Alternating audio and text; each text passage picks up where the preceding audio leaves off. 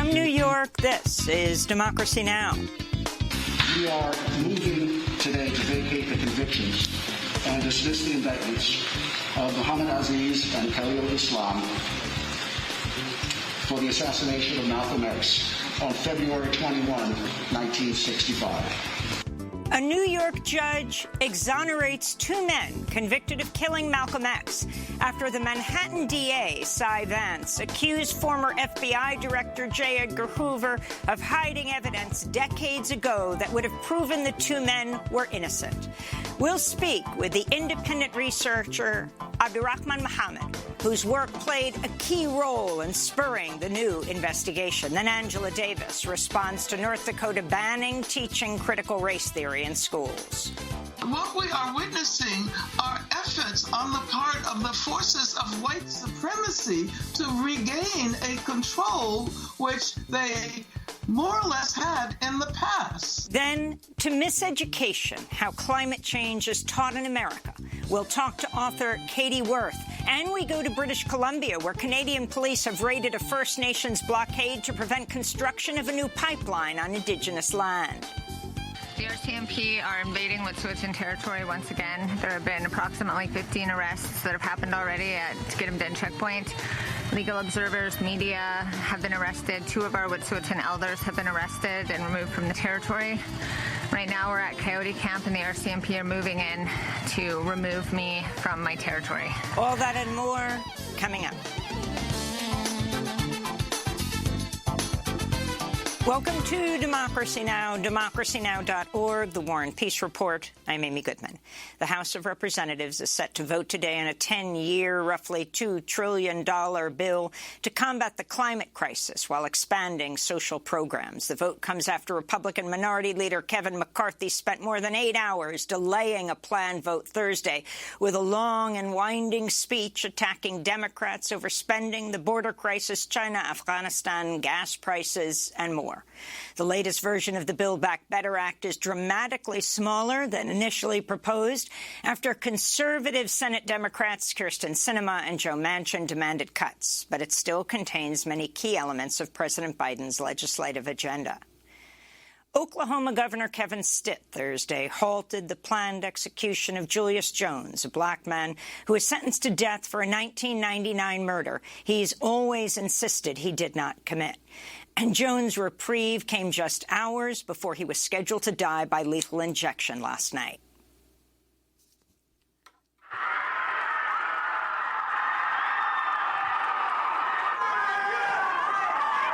Hundreds of death penalty opponents erupted in cheers inside the Oklahoma state capitol as news broke that Julius Jones' life had been spared. But as a condition of granting clemency, Governor Stitt said Jones will never be eligible for commutation, pardon, or parole for the rest of his life. This is Reverend Christine Bird, a longtime supporter of Julius Jones and his family. I am overjoyed. I know that some people will not see it as a victory, but Julius' life is spared today, and so I am thankful that there will not be an execution today. Would we have wanted something different? Yes, but I am thankful that he will live another day. In Louisiana, 75-year-old Henry Montgomery walked out of Angola prison Wednesday, winning parole nearly 58 years after he was sentenced to life in prison for a crime he committed as a teenager. Montgomery's case was central to a Supreme Court ruling that extended the possibility of parole to hundreds of people with life sentences for juvenile crimes. In international news, Belarus Thursday opened a heated warehouse to hundreds of asylum seekers who spent days enduring winter weather and squalid conditions in tent encampments along the Polish border. European Union countries have accused Belarus of tricking migrants into massing at the border in retaliation for EU sanctions. Belarus, meanwhile, accused its neighbors of brutality against the refugees. Video distributed by Belarus shows Polish border guards kicking an Iraqi asylum seeker in a sleeping bag and sicking a dog on him. Elsewhere, 3 photojournalists covering the crisis say Polish border guards verbally abused and handcuffed them while authorities searched their equipment. Meanwhile, over 400 Iraqi asylum seekers were deported from Minsk Thursday. This is Mosanadi, a member of Iraq's persecuted Yazidi community, speaking after arriving at an airport in Iraqi Kurdistan. I would have stayed till death, but my family was in danger. If the situation doesn't improve in Iraq in a year or two, I'll leave again. If there's no solution, I'll be forced to leave. Austrian officials are reimposing a nationwide lockdown and will require nearly all residents to be vaccinated by February 1st after COVID-19 cases hit a record high. It's the first such vaccine mandate in Europe. In Germany, officials said they'll exclude unvaccinated people from some public venues in areas where hospitals are becoming overwhelmed with patients. Russia reported a record number of COVID deaths today for the third straight day, with over 1,250 fatalities. The WHO says Europe is the current epicenter of the pandemic and the only region where deaths are on the rise. Meanwhile, a new study published in the British Medical Journal found mask-wearing cuts coronavirus transmission rates by more than half, while hand-washing and physical distancing sharply reduce the risk of getting infected. In Canada, an estimated 18,000 people remain cut off by floodwaters and mudslides after torrential rains brought what officials have described as a 1-in-500-year flood. The crisis is on track to become the costliest natural disaster in Canadian history. The disaster struck the same region that endured record-shattering temperatures and unprecedented wildfires over the summer brought on by the climate crisis. Later in the broadcast, we'll go to British Columbia, where Canadian police have raided a First Nations blockade to prevent construction of a new pipeline on Indigenous land. In Kenya, the United Nations warns some 2.5 million people are struggling to find food after a searing drought killed off livestock and led to widespread crop failures. Parts of northern Kenya have received less than 30% of normal rainfall levels. Brazilian government data show deforestation in the Amazon rainforest has reached its highest level in over 15 years, increasing by 22% in the past year. At the recent UN Climate Summit, Brazil pledged to end and reverse deforestation by 2030. Meanwhile, in Ecuador, a historic hearing was held this week in the Amazonian jungle over a plan to expand mining in the region, which indigenous communities oppose and say cannot go ahead without free and informed consent. This is the Guarani activist and 2020 Goldman Environmental Prize winner, Namanti Nkimo. After this hearing, we are hoping they will do the same thing in other indigenous nations where there are similar cases which we've won, and we want it to be enforced. Decision-making in the territory is our decision. Indian authorities have extended a shutdown on schools as the toxic air pollution smothering the capital, Delhi, worsens. All schools and colleges are now indefinitely closed, and over half the city's 11 coal-based power plants have been ordered to stop operations. In other news from India, Prime Minister Narendra Modi announced his government's withdrawing the highly contested agricultural laws that triggered mass mobilizations across India over the past year. It's a major victory for farmers who argued the reforms deregulating agricultural markets would eliminate key labor and income protections. Concerns are mounting for the Chinese tennis star Peng Shuai, who mysteriously disappeared from public view after she accused a top Chinese politician of sexual assault. The 35-year-old Peng made the accusation against former Vice Premier Zhang Gaoli. In a social media post on November 2nd, she has not been seen since. Censors deleted the post from social media platform Weibo within 30 minutes of its publication, and Chinese authorities have since dodged or denied the issue.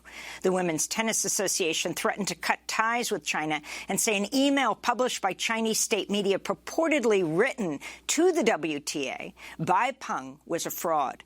Tennis's biggest names, including Naomi Osaka and Serena Williams, have tweeted out messages of support with the hashtag #WhereIsPengShuai.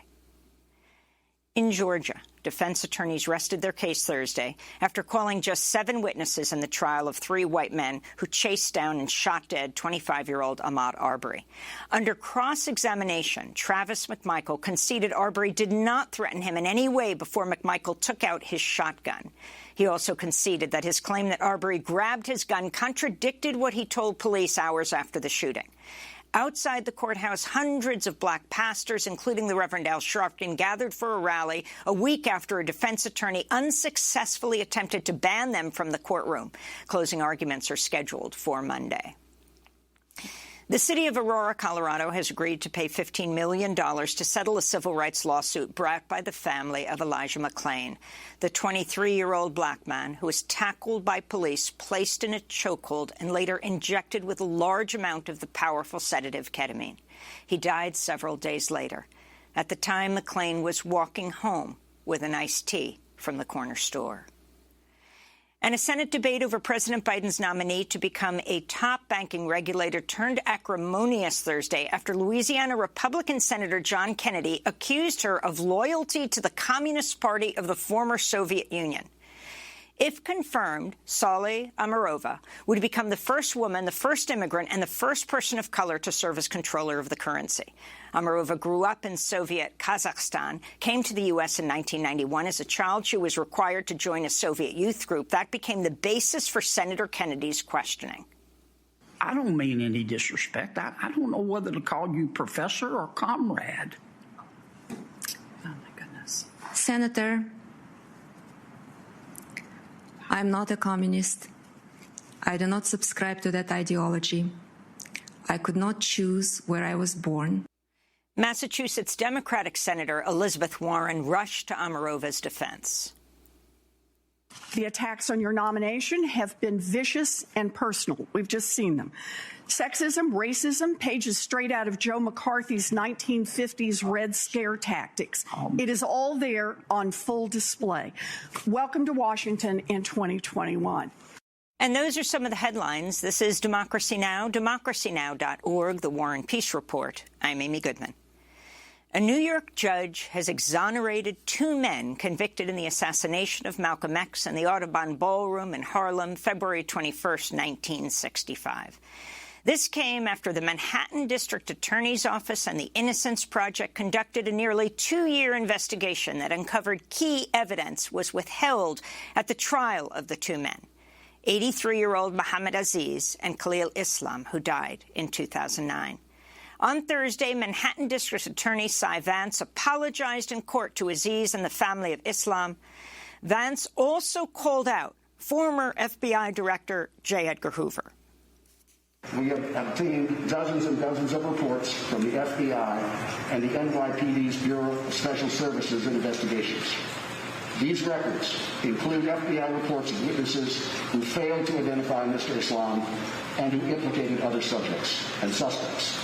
And significantly, we now have reports revealing that on orders from Director J. Edgar Hoover himself, the FBI ordered multiple witnesses not to tell police or prosecutors that they were, in fact, FBI informants. Many of those documents were exculpatory. None of them were disclosed to the defense. That was the Manhattan District Attorney Cyrus Vance speaking through his mask. 83-year-old Muhammad Aziz also addressed the court. He was jailed for almost 2 decades for the killing of Malcolm X before being released on parole in 1985. He's been fighting to clear his name ever since. Listen carefully, because he, too, is wearing a mask. The event that brought us to court today should never have occurred. Those events were and are the result of a process that was corrupt to its core, one that was all too familiar to black people in 2021. While I do not need this court, these prosecutors, or a piece of paper to tell me I'm innocent, I am very glad that my family, my friends, and the attorneys who have worked and supported me all of these years are finally saying the truth that we have all known, officially recognized. I'm an 83-year-old man who was victimized by the criminal justice system. I do not know how many more years of creative activity I have.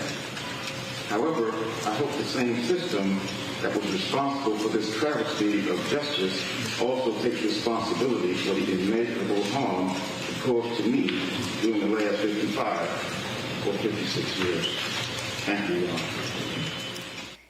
Muhammad Aziz speaking Thursday in a New York courtroom. He was exonerated for his role in the assassination of Malcolm X.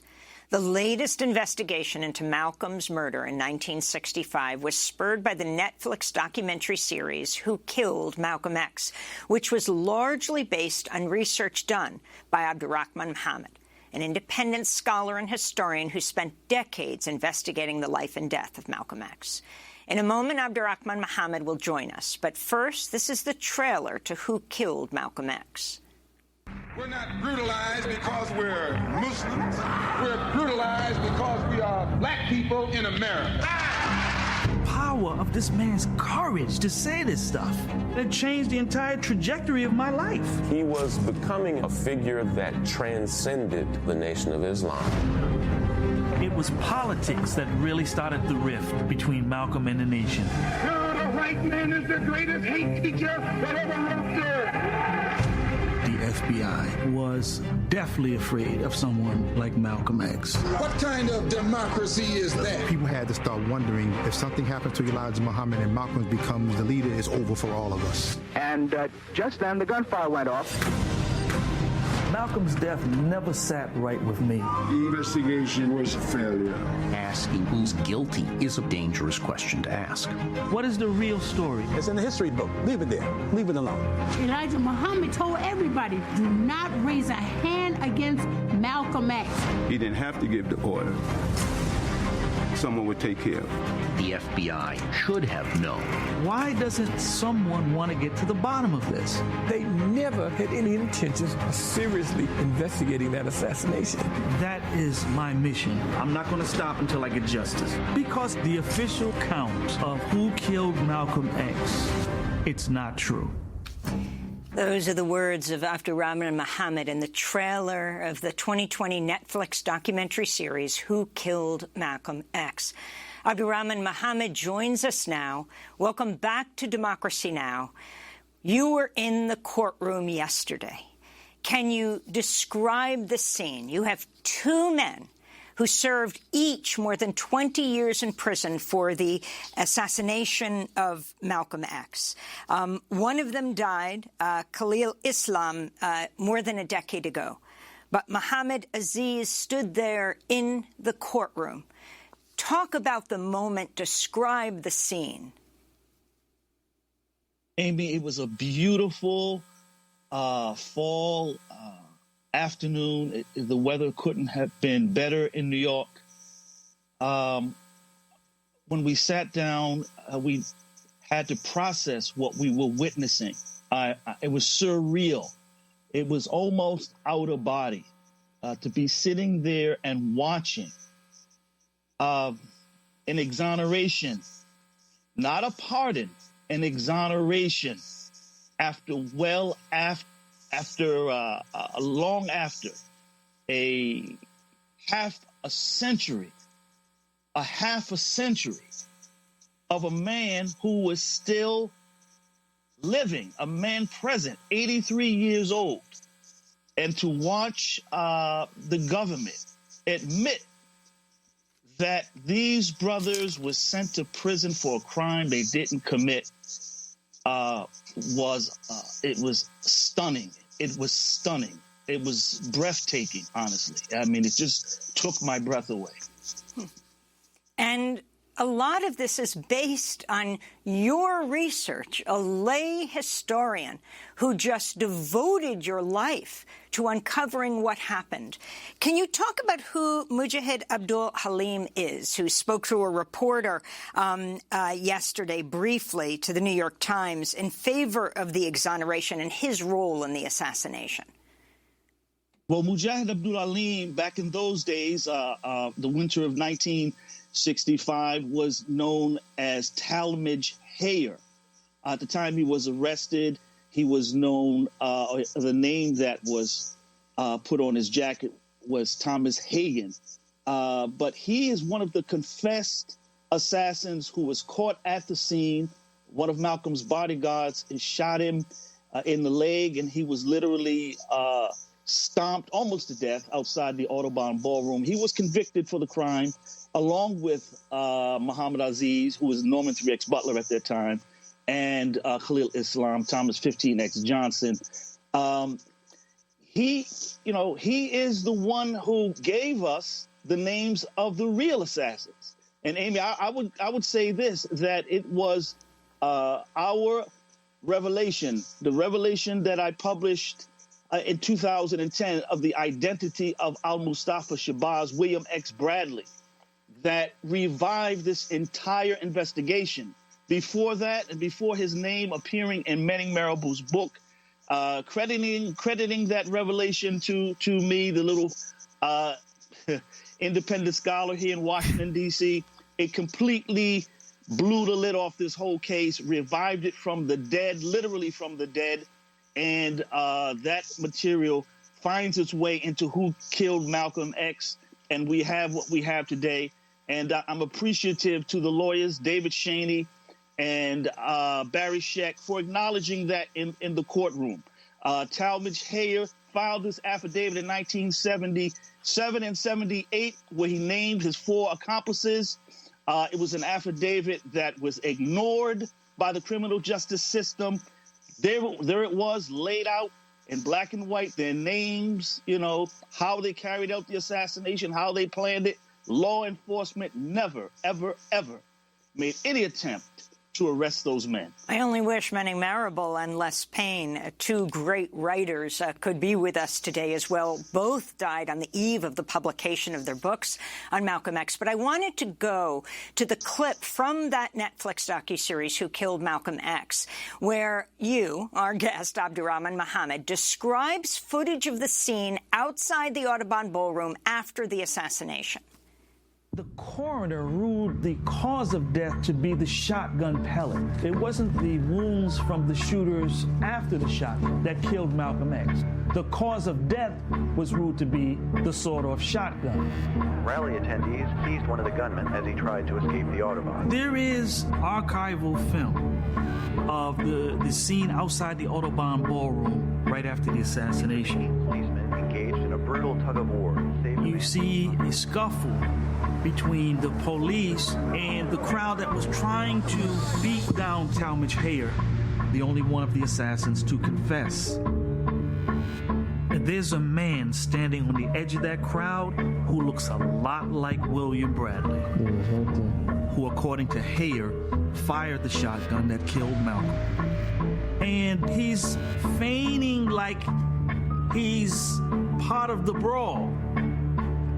And in that kind of misdirection, he steps back, and then you see him walk across the frame very calmly, closing his coat, and he just walks away. This is how he got away. If William Bradley is the man who pulled off that shotgun and took the life of Malcolm X, and I can prove it, I want to confront him face to face. And talk about whether you ever did confront him, but talk about who William Bradley is and how this was suppressed for decades. That's right. William, he's called in Talmadge Hayer's affidavit William X.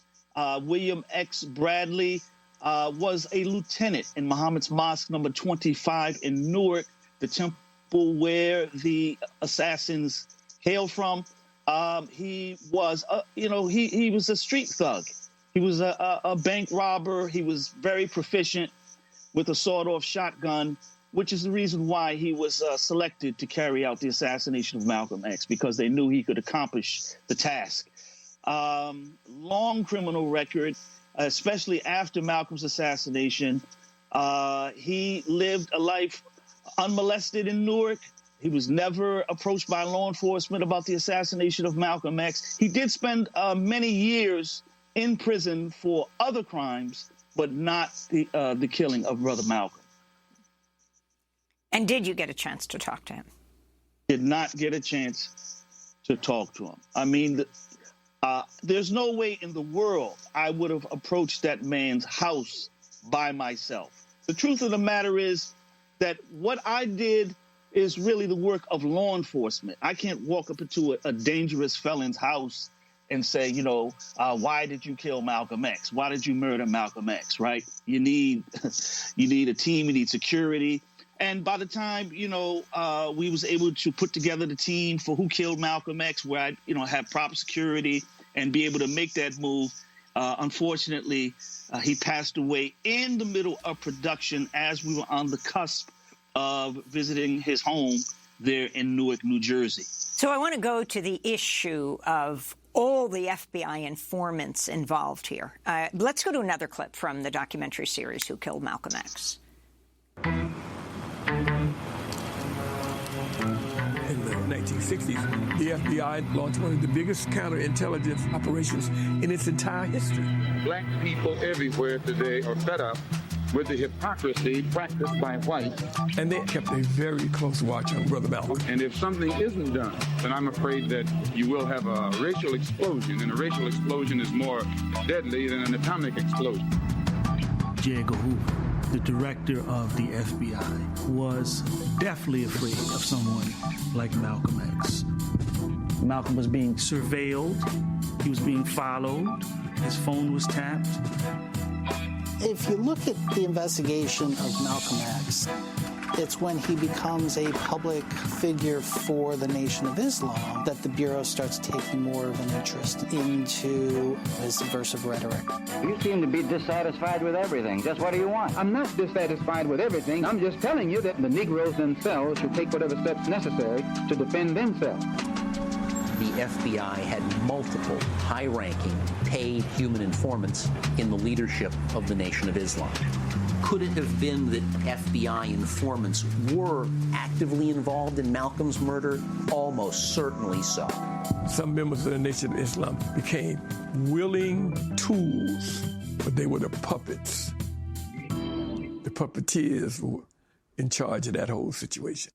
That's just another clip from the Netflix series Who Killed Malcolm X that everyone should see, that really features Abdurrahman Muhammad, our guest, who is the lay historian who laid out this research, has spent his life, all his off time working at various jobs, really investigating this. It is truly amazing, Abdurrahman. Talk about the FBI informants and others who were not identified at the time, suppressed by J. Edgar Hoover. This was raised by Cy Vance in the courtroom. This is absolutely stunning, but not when you think about what an evil individual J. Edgar Hoover was. J. Edgar Hoover was perfectly okay with allowing two innocent men to rot in prison for 20 years, was supposed to be for the rest of their lives.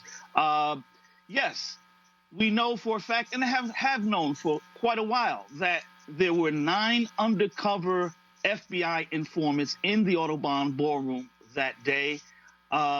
They filed reports in which they described the assassins to a T, especially William Bradley, the shotgun killer. They described him from head to toe, exactly what he looked like. It's right there in the FBI documents. They had this material like the next day, February 22nd. They knew what the shotgun assassin looked like. They were receiving information that this came from Newark. They knew all of this, yet J. Edgar Hoover, to protect his assets, just denied the district or the prosecutor denied them access to these witnesses who could have exonerated these men and kept them from wasting away all of those decades behind bars. As Cy Vance said in court, we now have reports on orders from Director J. Edgar Hoover himself. The FBI ordered multiple witnesses not to tell police or prosecutors that they were, in fact, FBI informants. Many of those documents were exculpatory. None of them were disclosed to the defense. We want to end with Amin Johnson, who spoke to reporters shortly after his late father, Khalil Isham, who died in 2009, was exonerated for killing Malcolm X. Bittersweet, emotions running everywhere.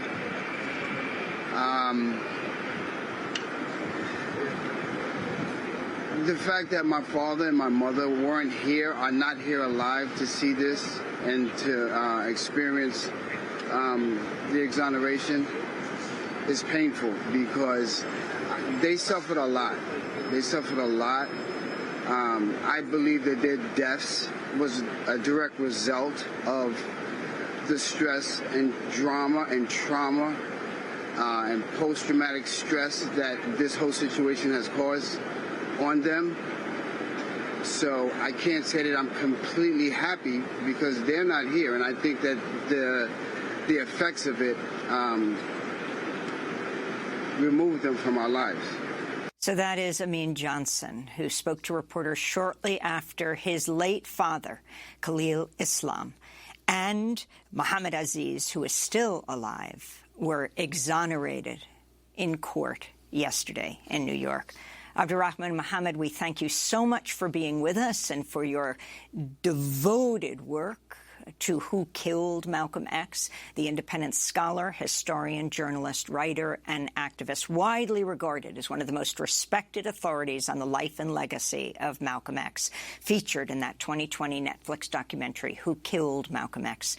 Next up, Angela Davis responds to North Dakota banning teaching critical race theory in schools. And we look at miseducation, how climate change is taught in America. Stay with us. To those who tell us to flee his memory, we smile and say to you, have you ever talked to Brother Malcolm or had him smile at you? Did you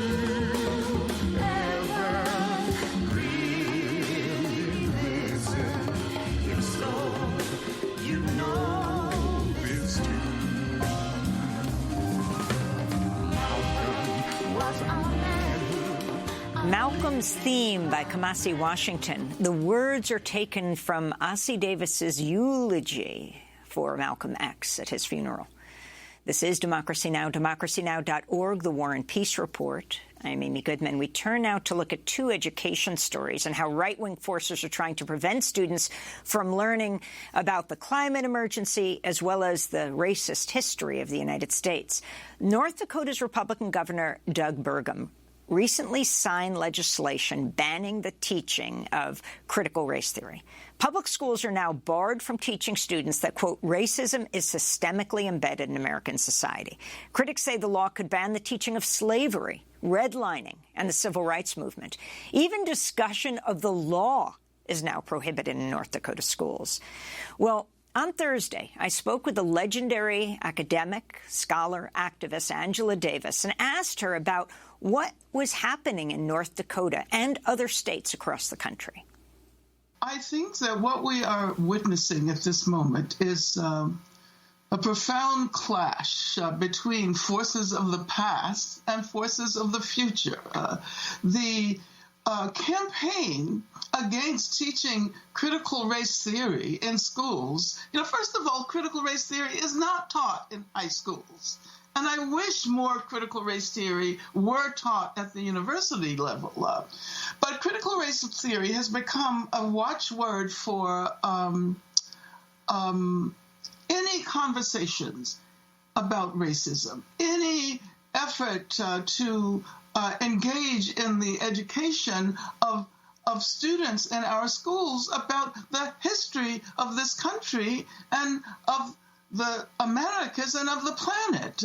Any discussions about slavery as the foundational element of this country are being barred according to the proponents of removing, quote, critical race theory from the schools. But let's not be misled by the term they are using. What we are witnessing are efforts on the part of the forces of white supremacy to regain a control which they more or less had in the past. I think that it is absolutely essential to engage in the kinds of efforts to prevent them from consolidating a victory in the realm of education. And of course, those of us who are active in the abolitionist movement see education as central to the process of dismantling the prison, as central to the process of imagining new forms of safety and security that can supplant the violence of the police. That's the scholar and activist Angela Davis speaking Thursday. Well, on the evening of December 7th, we hope you will join us with Angela Davis and many others for a virtual celebration to mark Democracy Now!'s 25th anniversary. Other guests will include Noam Chomsky and Arundhati Roy, Winona LaDuke and Greta Thunberg, Martina Spada, the National Book Award winner, Danny DeVito, plus musical guests Leela Downs and Tom Morello. You can visit democracynow.org for more information about the online event December 7th, 8 p.m. Eastern Time. We hope you will be there. Well, speaking of education, we reported extensively this month on how students and young people led the push to address the climate crisis at the UN Climate Summit in Glasgow, where the largest contingent was fossil fuel lobbyists. Now we look at how the fossil fuel industry is actually shaping climate education here in the United States. In Texas, the State Board of Education is set to vote as soon as today on whether new science standards for middle schoolers should include climate change. The language they choose will ultimately dictate how textbooks nationwide address the issue. This week, the board watered down the standards after hearing from oil and gas lobbyists. This is member Pam Little. I would propose that we have 8C to say simply discuss the pros and cons of all sources of energy. We have a second. Motion and a second. You want to speak to your motion?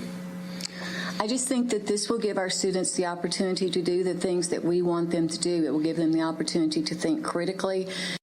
Earlier this month, climate scientists across Texas sent a letter to the Texas State Board of Education urging them to revise the proposed curriculum to reflect how human activities such as the release of greenhouse gases has affected the climate.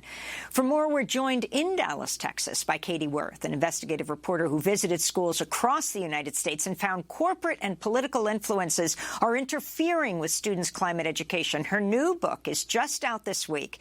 It's titled Miseducation: How Climate Change is Taught in America. She has a new piece out in the Washington Post headlined, "Kids are living with climate catastrophe. That doesn't mean they believe in it." Welcome to Democracy Now!, Katie. Congratulations on the publication of your book. Why don't you start by talking about what's happening where you are in Texas? Yeah, so this week, the State Board of Education is considering what should be in Texas standards about climate change. Standards are sort of arcane, but they are ultimately are kind of a state's greatest lever of control over what is taught in their schools. So, for example, a standard is it's like their expectation of what a child should learn in a given grade level. So, like in math, they'll learn in third grade math, they might learn multiplication tables. So what we saw this week is that for the first time, they're considering including climate change in their science standards. And that's a big deal because until recently in Texas, kids might not even hear the words climate change on school grounds unless they took like an advanced environmental science class. But since they were proposed, there have been a bunch of efforts to water down those standards. So, for example, a standard that said, describe efforts to mitigate climate change, including a reduction in greenhouse gas emissions, was stricken and replaced with what you just heard on the tape. And tell us more how it played out and what exactly might be voted on as early as today, Katie. Well, they're going to be including some information about climate change, both about natural climate change and human-caused climate change. But again, the language has sort of been attenuated by board members who are very sympathetic to the fossil fuel industry, which, as we know, is very powerful here in Texas. So, for example, there was an effort to include the word "can" from the phase, describe how human activities can influence climate. And some of the board members were saying, let's just say human activities influence climate, because that is now an understood truth. But the other board members really wanted to keep that can in there, which, it seems really subtle, right? But they can have a powerful effect when it comes to how teachers teach it. And then, of course, textbook publishers are paying really close attention to these battles, to what happens in these hearings, because they then write that information into the textbooks that are sold all across the country. I want to go right now to another clip in another state. This is a children's storybook produced by the Oklahoma Energy Resource Board, a fossil fuel lobbying group. This one is called Petro Pete's Big Bad Dream, when he has a nightmare about what life would be like if we didn't have petroleum. Pete runs to the bathroom to brush his teeth and comb his hair for school, but his toothbrush and comb are missing. Pete shakes his head and doesn't know what to do. Pete, you better hurry up. You don't want to be late for school. Pete's mom yells from the kitchen. Pete heads outside in his pajamas to wait for the bus. As the sun comes up, Pete realizes the bus driver must have forgotten about him. He thinks about taking his bike, but the tires are missing. Pete decides that he has to walk to school. So climate miseducation is not just a problem in Texas, Katie Worth.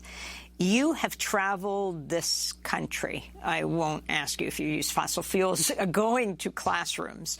But talk about both what's happening here in Oklahoma with Petro Pete and around the country, what kids are learning.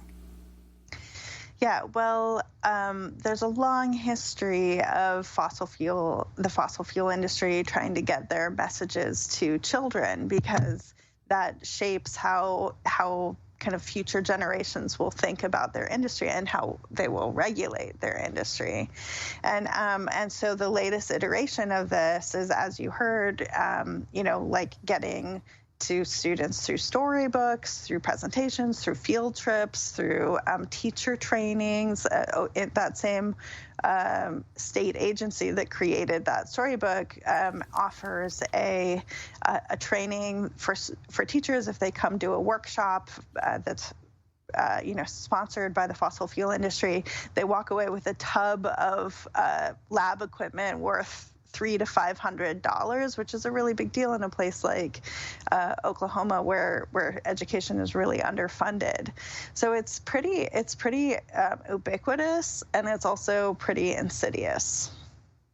So let's go to your hometown of Chico, California, not far from the town of Paradise, that was burned down in California's deadliest wildfire.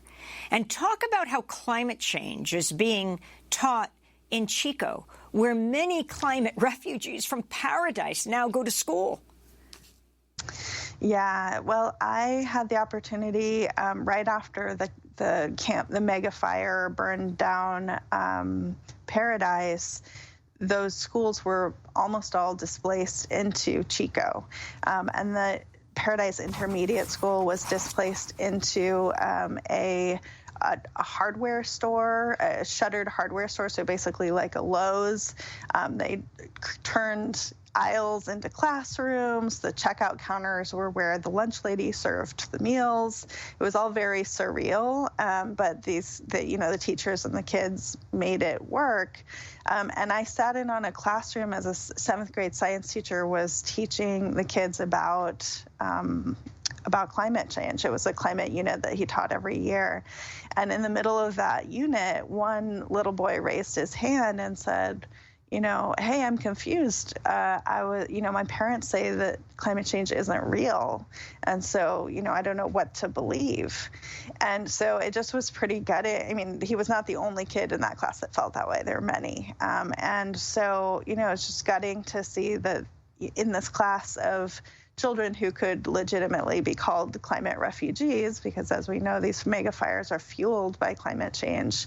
They were still getting climate denial messages from the adults in their lives. As we wrap up, can you just tell us what kids in the Marshall Islands have to do with you deciding to write this book, Miseducation? Yeah, absolutely. So I was a reporter for Frontline, and a colleague and I were assigned a story in the Marshall Islands, which is famously endangered by sea level rise.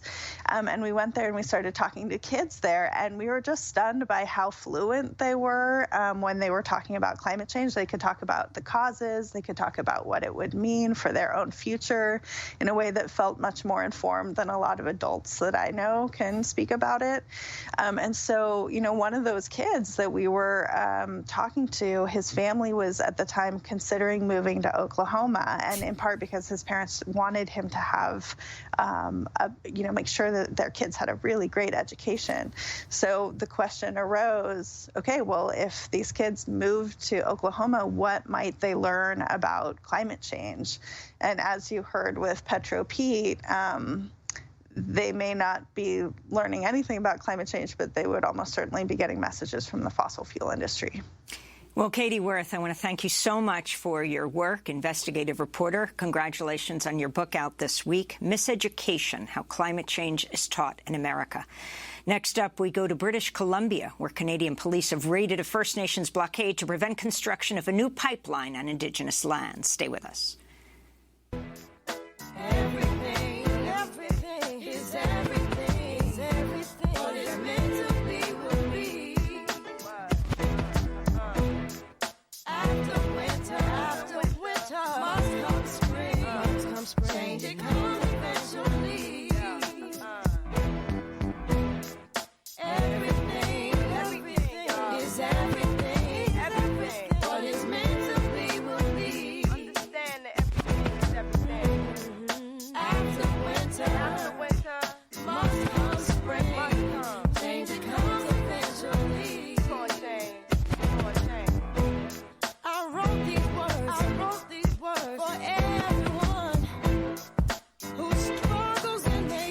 Everything is Everything, from the album The Miseducation of Lauryn Hill. This is Democracy Now!, democracynow.org, The War and Peace Report. I'm Amy Goodman. In Canada, heavily militarized officers with the Royal Canadian Mounted Police raided Wet'suwet'en territory Thursday with assault rifles and dogs, trying to put an end to a 50-day Indigenous blockade to block TransCanada's 400-mile, $4.7 billion coastal gas link pipeline. At least 14 people were arrested. The raid came on the same day Canadian Prime Minister Justin Trudeau met with President Biden at the White House as 18,000 residents of British Columbia remain cut off by floodwaters and mudslides after torrential rains brought what officials have described as a 1 in 500-year flood. The Wet'suwet'en occupation started in September and halted the company's efforts to build a key portion of the over 400-mile pipeline that would transport natural gas from Dawson Creek in northeastern British Columbia to the province's north coastal region. On Thursday, Molly Wickham, an Indigenous land defender, recorded this video during the police raid. The RCMP are invading Wet'suwet'en territory once again. There have been approximately 15 arrests that have happened already at Skidamden checkpoint. Legal observers, media have been arrested. 2 of our Wet'suwet'en elders have been arrested and removed from the territory. Right now we're at Coyote Camp and the RCMP are moving in to remove me from my territory. This invasion, once again, speaks to the genocide that's happening to Indigenous people that are trying to protect our water for our future generations. It's infuriating. It's illegal, even according to their own means of colonial law. We need to shut down Canada. Our Haudenosaunee relatives have been arrested, violently arrested. They've been removed from our territories. They're removing Wet'suwet'en people from our own lands. They're planning to drill under Woodsink and destroy our sacred headwaters. We need people to act. You need to act where you are now. Shut down major infrastructure.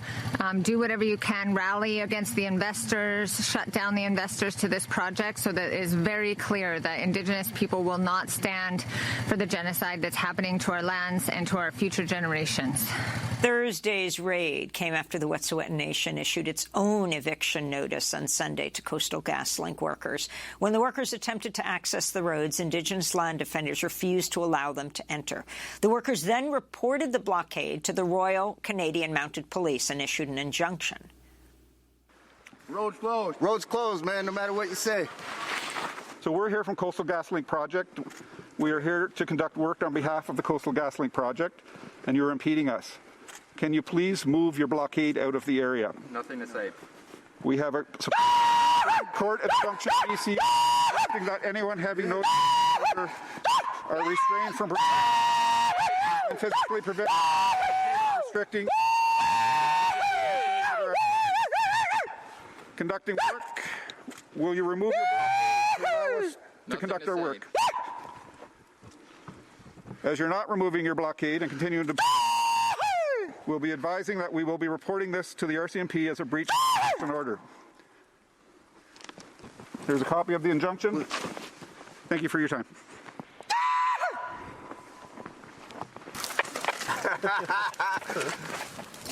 The Indigenous land defenders then burned the injunction in a bonfire. For more, we go to Molly Wickham, also known as Slado. She's a land defender matriarch of the Gedemten clan of Wet'suwet'en Nation. We heard describing the raid as it happened. She's a leader in this protracted battle against the pipeline. Molly, welcome back to Democracy Now! Describe more in detail what has taken place, the raid yesterday, and what this means, why you've been devoting scores of days to this. Yeah, so today is day 56 of the occupation of the drill pad site. There were Coastal GasLink plans to drill underneath Wet'suwet'en, which is our sacred headwaters, one of our last clean drinking water sources, our major spawning salmon river. No consent to drill under Wet'suwet'en or cross Wet'suwet'en whatsoever by our nation. On Sunday, November 14th, the Coastal GasLink was given 8 hours notice to evacuate the territory based on an eviction order by the hereditary chiefs of the Wet'suwet'en Nation of all 5 clans in January of 2020. And so this was an enforcement of that order in order to show Coastal GasLink and the investors and the people that are, supporting this project, that this project does not have the free, prior, informed consent of the Wet'suwet'en people. And so we provided the workers from the man camp 8 hours to vacate the territory. All of the vehicles were allowed out of the territory. Right as the deadline was approaching, the RCMP called Chief Was and asked for a 2-hour extension, which Chief Was granted to them. So they had 10 hours to leave the territory before the road was closed. And after, they did not make one move to try to leave the territory. We were informed later that Coastal GasLink workers, not all of them were told by Coastal GasLink and instructed to leave the territory or that they would be blocked in. And so nobody left. They all stayed there voluntarily. And then the road was closed after 10 hours of giving them the opportunity to leave. Can you talk about the corporation directly that's involved and its relationship to the Canadian government? Yeah, so the corporation, the owners are the TC Energy, KKR, which is a private equity investment firm, and AIMCO, which is investment firm as well from Alberta, which actually is caught up with Alberta RCMP pension funds.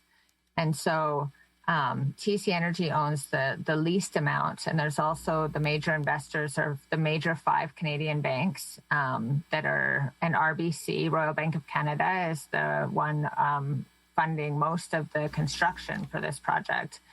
And so there's a lot of Canadian pension funds that are invested in these private equity firms that own this company.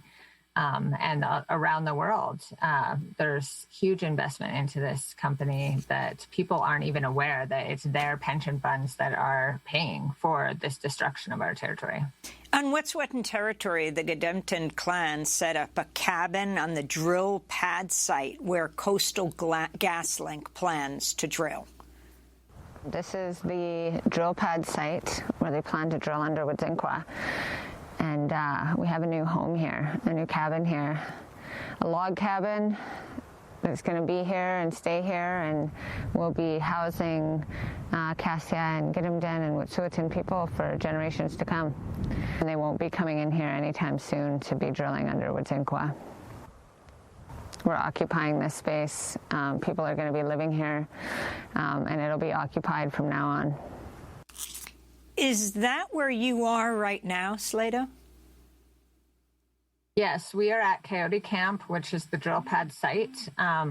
Denise Was, our house chief for our Cassia house of the Gidimt'en clan, his daughter is currently residing in that cabin at Coyote Camp. And we are holding down. Coyote Camp has not been raided. We just heard on the communications that there are 2 buses of RCMP headed out our way right now on the Forest Service Road. And we're still here, and we're holding this space as long as we possibly can. Yesterday, there was 30 to 50 militarized RCMP that entered Gidimt'en checkpoint, which is another Gidimt'en occupation site 20 kilometers down the Forest Service Road from us. And they brought a K-9 unit. They had helicopters. They had assault rifles, sniper rifles. You know, in previous years, they had lethal overwatch, and I'm sure that was the case yesterday. Again, there were violent arrests made. 2 of our elders were arrested and removed from the territory. One, which was denied our matriarch in our house, was denied her medication after an exclusion zone was set up by the RCMP. And then she was sent to hospital yesterday with chest pains because she had not received her heart medication. Last year in Ontario, a Mohawk Solidarity protest shut down the Canadian National Railway for days, halting travel for tens of thousands of passengers. I want to turn to Prime Minister Justin Trudeau responding to the Solidarity protests.